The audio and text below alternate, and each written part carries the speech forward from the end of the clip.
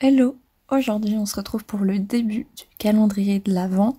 Pour te faire une petite présentation, je vais faire comme l'année dernière, c'est-à-dire une voix off qui t'explique une œuvre qui peut aller de l'Antiquité jusqu'à nos jours.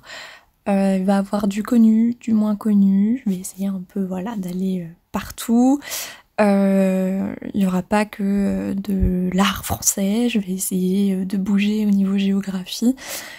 Et voilà. Promis, je finis bientôt avec cette intro, mais je voulais juste quand même vous remercier pour les 1000 abonnés qu'on a enfin atteints sur cette chaîne. Alors, à l'échelle YouTube, 1000 abonnés, c'est pas beaucoup, mais à l'échelle humaine, t'imagines, 1000 personnes dans une pièce, ça fait beaucoup quand même. Donc, je voulais vraiment vous remercier pour ça. Et en profiter aussi pour vous dire que sur Instagram, je participe à un projet collectif avec le Coco et la Lilithosphère qui m'ont invitée et avec tout un gang de meufs hyper intéressantes où on va faire un calendrier de l'Avent culturel sur Instagram. Donc je t'invite à aller suivre leur compte et suivre le compte de toutes les meufs qui y participent. Je te mettrai le post explicatif de ce projet. Je vais participer sur quelques jours pendant le calendrier de l'Avent, pas les 24, mais sur quelques jours je participerai à ça, donc je t'invite à aller voir ça si ça t'intéresse. Et on va pouvoir commencer la vidéo, promis. Donc aujourd'hui on va commencer par du très contemporain, puisque c'est une performance qui a eu lieu dans les années 90.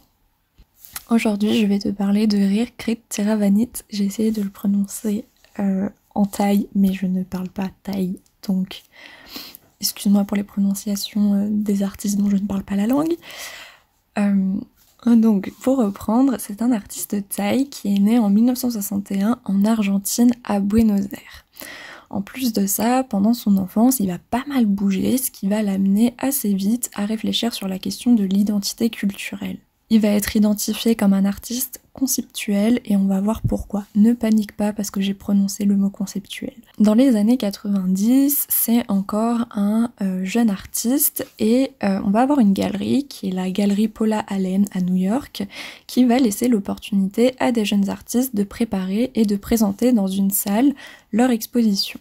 Ça va être le cas pour lui et du coup son œuvre, elle s'appelle Untitled 1990, mais on l'appelle plutôt Pad Thai, qui est du coup un plat thaïlandais. En fait, l'artiste, pendant cette performance, il va offrir un repas qu'il cuisinait aux visiteurs. Il n'y a pas d'œuvre à proprement parler et on va y trouver une cuisine et l'artiste qui cuisine. Évidemment, tout le monde va pouvoir participer, tout le monde va partager ce repas, discuter ensemble et partager ce moment. Les autres jours, tout ce qui va rester de cet événement, de cette performance, ça va être les traces de ce repas et les échanges auxquels il a donné lieu. L'œuvre, en fait, elle va consister à créer une communauté provisoire pour un soir. Le spectateur qui n'a pas assisté au repas, il va donc seulement avoir les restes de celui-ci et il va pouvoir, avec la place de ses assiettes, les restes de nourriture qui sont encore présents, déterminer ce qui s'est passé durant cette soirée, un petit peu comme un détective. Si tu veux, c'est un peu la scène de crime d'un repas. En fait, ici, tu vas avoir le mélange de performance artistique et de social. Pour rappel, on est dans les années 90 et il y a une lassitude des politiques. Le bloc communiste vient de s'effondrer et l'activisme politique avec. Ici, la proposition, elle est plus modeste et s'oppose à la mondialisation pour privilégier l'interaction de petites communautés qui sont ici provisoires. Ce genre de performance se veut aussi permettre une interprétation plus ouverte. Il n'y a pas de message de propagande, par exemple, mais il propose une situation à interprétation ouverte avec un lien entre le jeu et le plaisir. C'est-à-dire, tu manges, mais en même temps, c'est amusant de faire un repas dans une galerie où c'est pas vraiment le lieu approprié pour. Et cette esthétique, on va l'appeler l'esthétique relationnelle. Je conçois parfaitement que pour toi, ça ne soit pas de l'art ou que ça ne soit pas considéré comme une performance, mais juste une petite soirée bien sympathique à préparer à manger. En tout cas, j'espère que j'ai pu un petit peu t'éclairer sur cette œuvre et on se retrouve pour la suite du calendrier demain. Salut!